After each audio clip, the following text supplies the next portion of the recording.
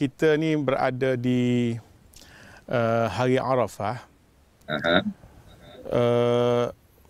Apakah pelajaran dan penghayatan yang dapat diterapkan dalam jiwa umat Islam, khususnya berkaitan dengan hari Arafah ni?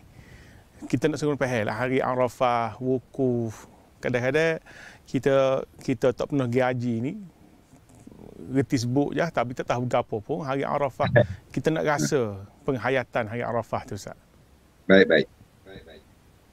Dia tadi Datuk Ustaz Nasaruddin sebut hari wukuf ini, hari Arafah ini, kita ingat balik supaya kita ni Allah jadi bermacam-macam kaum dan bangsa untuk berkenal-kenalan.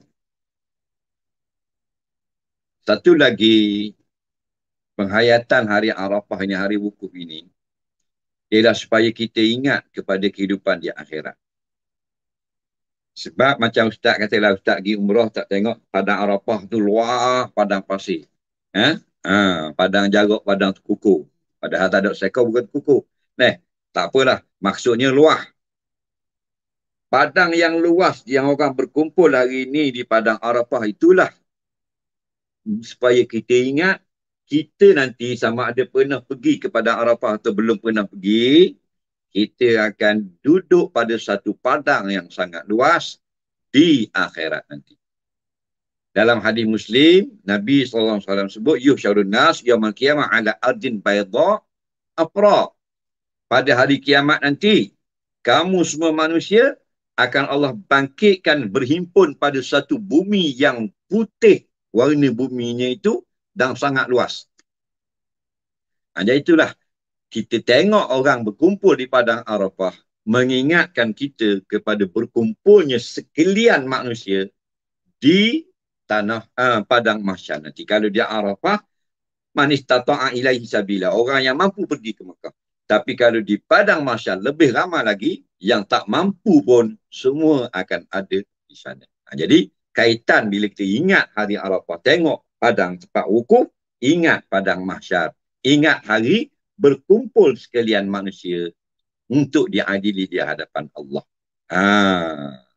Dan disebut dalam satu hadis kata orang yang mati dalam keadaan sedang wukuf, sedang ihram ini, bangkit pada hari kiamat dalam keadaan bertalbiyah. Wabbaik Allah. Bangun pada masyarakat talbiyah. Rasulullah SAW sebut, fa'innahu yub'atsu yawmal qiyamati mulabbiyah. Orang yang mati dalam ihram, dia akan bangun pada hari kiamat nanti dalam keadaan bertalbiyah. Ibn Abbas cerita, dia kata ada seorang laki-laki, dia ni jatuh daripada unta, pecah kepala.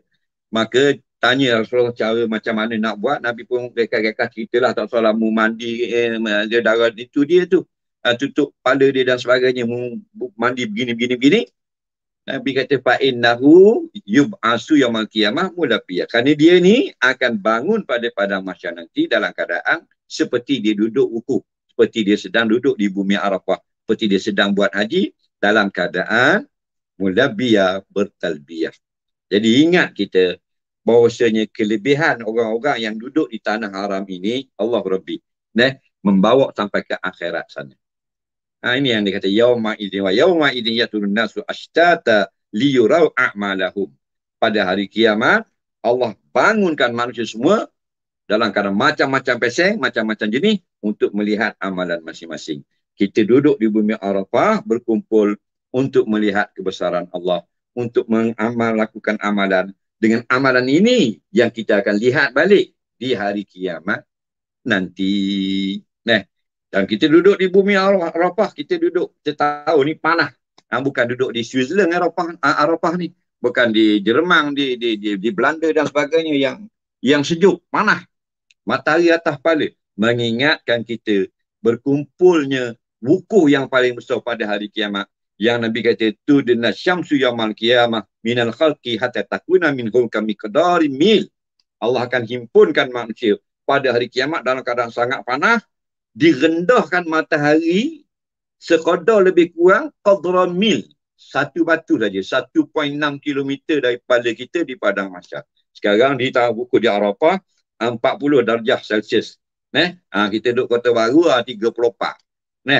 Di ni 40 panas.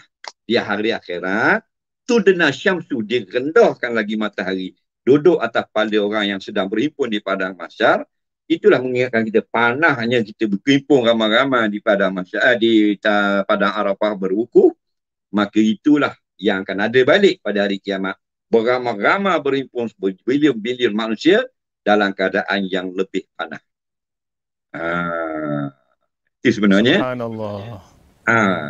Kalau bolehlah ingatkan kepada peristiwa pada hari kiamat nanti. Itulah macam satu gazet dulu, apa yang berlaku di akhirat nanti, lihat apa yang ada di bumi ini, di dunia ini, iaitu wukuf tanah Arafah.